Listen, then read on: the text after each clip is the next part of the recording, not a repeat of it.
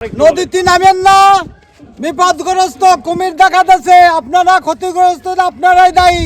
কেউ নদীতে নামবেন না, নদীতে কুমির আছে এমন সতর্কবার্তা বারবার জানানো হচ্ছে স্থানীয়দের। রাজবাড়ীর পদ্মা নদীতে কুমিরের উপস্থিতি ঘিরে এলাকায় ছড়িয়ে পড়েছে আতঙ্ক। নিরাপত্তার কথা মাথায় রেখে নদীতে নামতে নিষেধ করা হলেও উৎসুক মানুষের ভিড় থামছে না। কখনো সকাল আবার কখনো দুপুরে পদ্মার বুকে ভেসে উঠছে কুমিরটি, আর তাকে এক ঝলক দেখার আশায় নদীর পাড়ে ছুটে যাচ্ছেন অনেকে।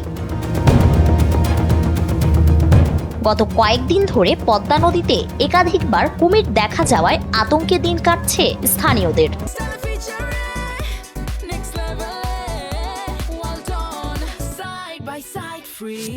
যেসব মানুষ প্রতিদিন নদীতে গোসল করতেন, মাছ ধরতেন বা নদী নির্ভর কাজে যুক্ত ছিলেন, তারা এখন ভয় ও উৎকণ্ঠার মধ্যে রয়েছেন। যেখানে নিয়মিত শত শত মানুষের যাতায়াত, সেখানে কুমিরের উপস্থিতি বড় ধরনের ঝুঁকি তৈরি করেছে। ফলে এলাকাবাসী সবাইকে সতর্ক থাকার আহ্বান জানাচ্ছেন এবং দ্রুত কুমিরটি ধরে নিরাপদ স্থানে সরিয়ে নেওয়ার জন্য সংশ্লিষ্ট কর্তৃপক্ষের জরুরি হস্তক্ষেপ দাবি করছেন।